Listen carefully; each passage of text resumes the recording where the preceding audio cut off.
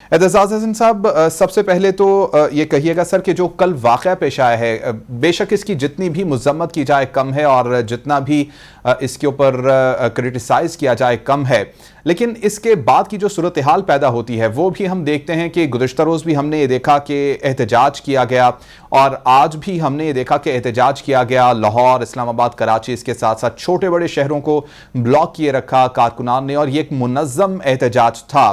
क्या कमेंट करेंगे सबसे पहले इस वाक़े के ऊपर और इसके बाद जिस तरह से मुनज़्ज़म तरीके से पीटीआई की जानिब से एहतजाज किया जा रहा है? इसमें जो इम्पोर्टेंट बात है मैं आपसे अर्ज करूं वो ये है कि ये जिसने भी मंसूबा बनाया है, मुल्की है, गैर मुल्की है, वो सियासी है, वो कोई और है, वो कोई जाती दुश्मनी है, जो भी कुछ है, उसने बड़ा मजमून ये बनाया है मंसूबा। उसकी वजह ये है कि और जिस नहज पे अब ले गए उसको, कि वो नहज ले गए हैं कि ये मजहबी जनूनियत था और इमरान खान ने वो मजहबी को बयानात ऐसे दिए थे जो उनके उसके मजहबी जज्बात को ठेस पहुंचती थी, जिससे उसने अपने आप को आग बजाने समझा कि वो निशाना लाए इमरान खान को इस मामले में। ये सबसे मज़लूम मतलब इरादा है या कोशिश है जिसकी भी है। इस वक्त लगता है कि ये इमरान की तरफ से तो ये कोशिश नहीं हो सकती, पीटीआई की तरफ से, पर ये कोशिश एक वजीर दाखिला और उनकी जो तर्जमान है हुकूमत की वो ज्यादा लगती है। मैं नहीं समझता ये कोशिश हो सकती है कि इसको मजहबी जनूनियत के तौर पे दिखाया जाए किसी भी पीडीएम की जमात के, बशमूल मौलाना फजल रहमान की जमात के, क्योंकि ये तो सारी सियासत को बंद करवा देने वाली बात है ना।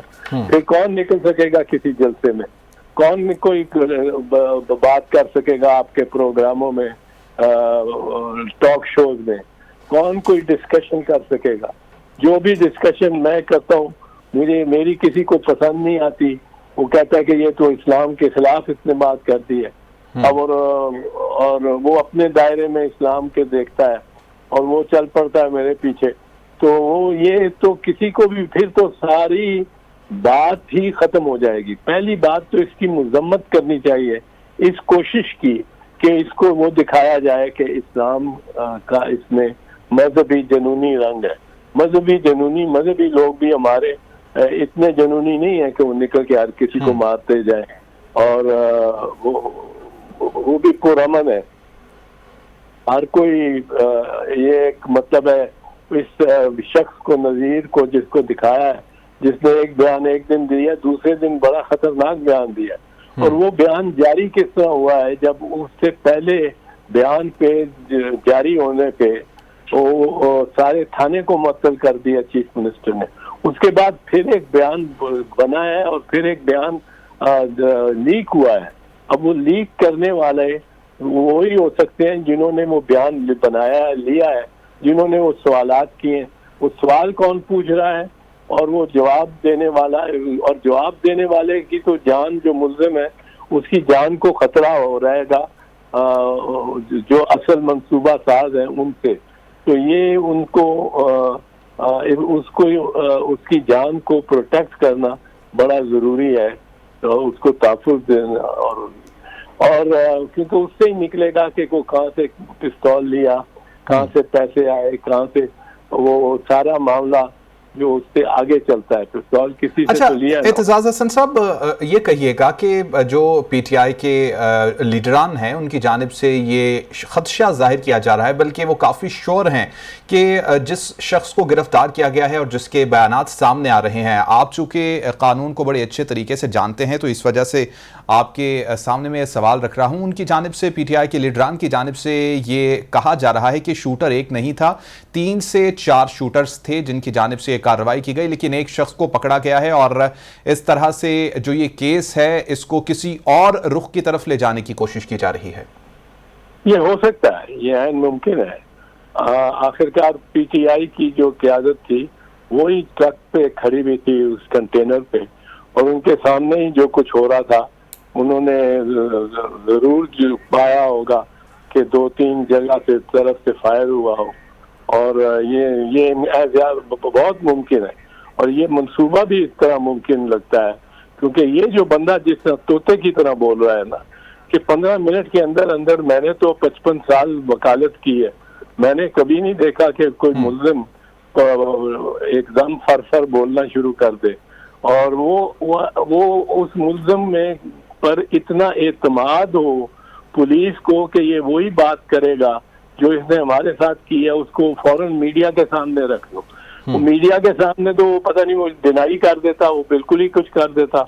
तो ये उस पे एतमाद और उस पे ये पता नहीं किस तरह ये पुलिस वालों को हुआ जिन्होंने उसको एक्सपोज किया है, जिन्होंने एक्सपोज किया है वीडियो लीक्स को और उसको सवालात किए हैं और उससे बात की है, उनको भी तफ्तीश में शामिल तफ्तीश करना लाजमी है, और अगर नहीं शामिल तफ्तीश किया जाता तो वो बहुत सुकम रह जाएगा इस तफ्तीश में। ठीक है। अच्छा एतजाज हसन साहब, कुछ कानूनी पहलू ये भी हैं कि एफआईआर दर्ज करने में मुश्किलात का सामना पेश आ रहा है। अभी तक सुनने में आया है कि एफआईआर दर्ज नहीं की गई, उसके बाद जो पीटीआई का एक कारकुन वहां पर शहीद हुआ, मुअज्जम जिसका नाम है, उसका पोस्टमार्टम भी नहीं किया गया। इतना बड़ा वाकया, इतना बड़ा सानहा, लेकिन एक शख्स अपनी जान से चला जाता है, उसका पोस्टमार्टम भी नहीं किया जाता, क्योंकि ये इब्तदाई जो रिपोर्ट है उसमें ये बात सामने आ रही है कि जो बड़े हथियार की गोलियां थी वो शायद कंटेनर के ऊपर से चलाई गई थी, पुलिस की जानिब से चलाई गई थी।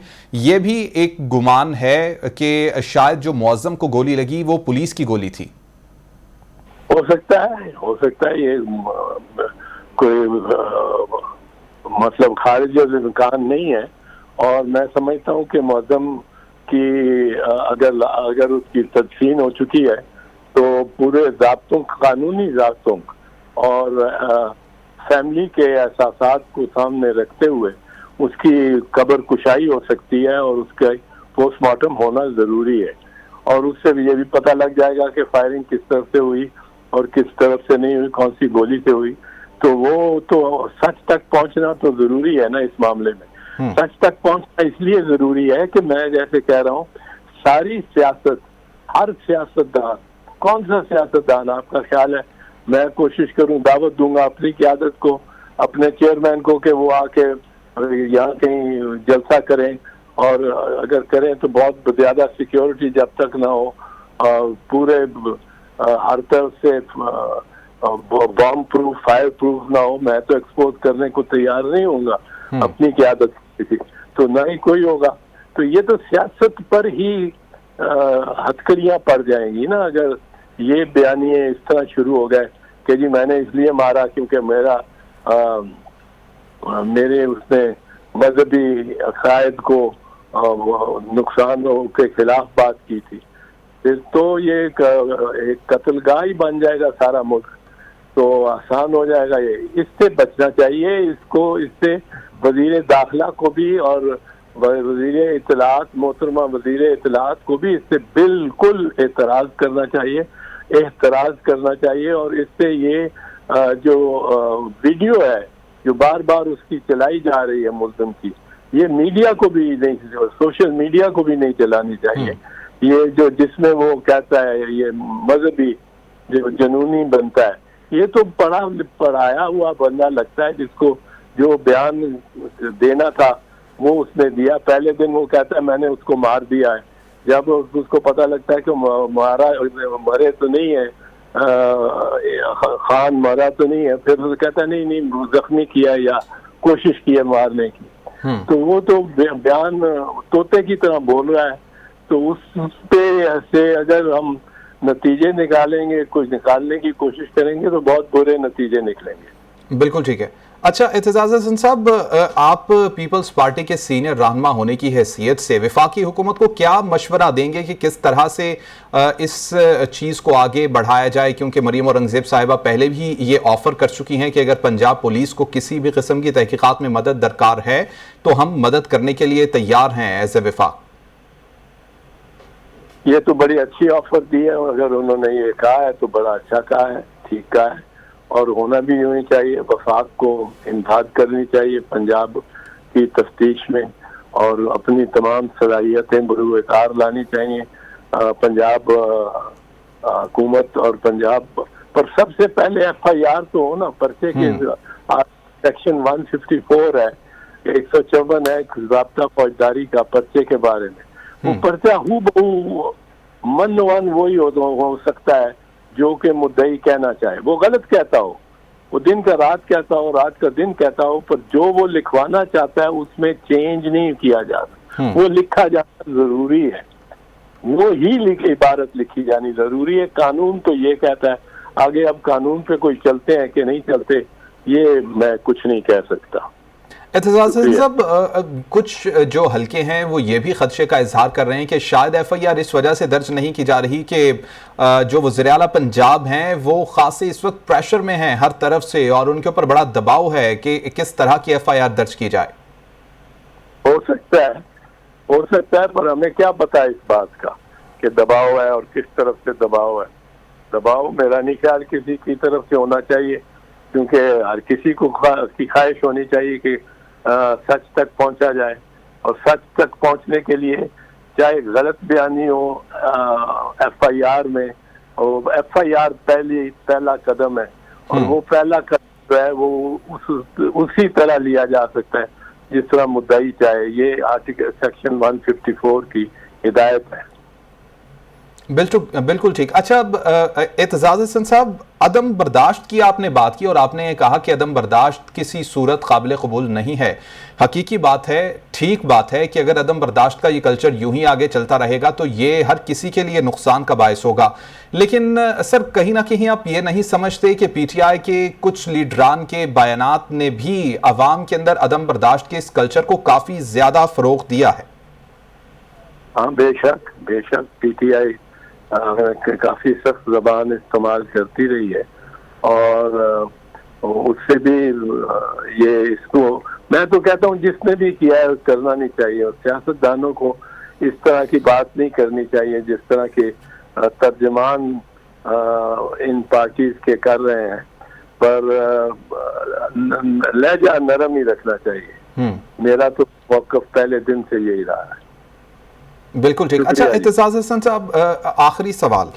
3 लोग इस्तीफा जब तक नहीं देते, इमरान खान साहब ने कहा कि 3 लोग जब तक इस्तीफा नहीं देते तब तक किसी किस्म की बात नहीं की जाएगी, और उन्होंने इंदिया साथ ही साथ ये भी दिया है कि जैसे ही मैं ठीक होऊंगा तो उसके बाद दोबारा से लॉन्ग मार्च को कंटिन्यू किया जाएगा। सर, ज़रूरी इस अमर नहीं था इस वक्त के अवाम की जान माल की तहफ़्फ़ुज़ के लिए इमरान खान साहब ये ऐलान कर देते कि अभी के लिए लॉन्ग मार्च को रोक दिया जाएगा? हाँ, मेरा ख्याल है चाहिए तो यही था, बजाय ये कि कशीदगी बढ़ाई जाए, बढ़ती रहे, और उसको खान को ये इस वक्त जब तक वो खुद गोलियां लगी हुई हैं, बहादुर आदमी है, इसमें कोई शक नहीं है, पर जब तक वो खुद शिरकत नहीं करने के लिए उसको डॉक्टरों से इजाजत नहीं मिलती लॉन्ग मार्च को मेरा ख्याल है उस वक्त तक कॉल ऑफ ही किया जाना चाहिए था। पर ये उनकी पार्टी का फैसला है, उस पर मैं कोई कमेंट तो नहीं कर सकता।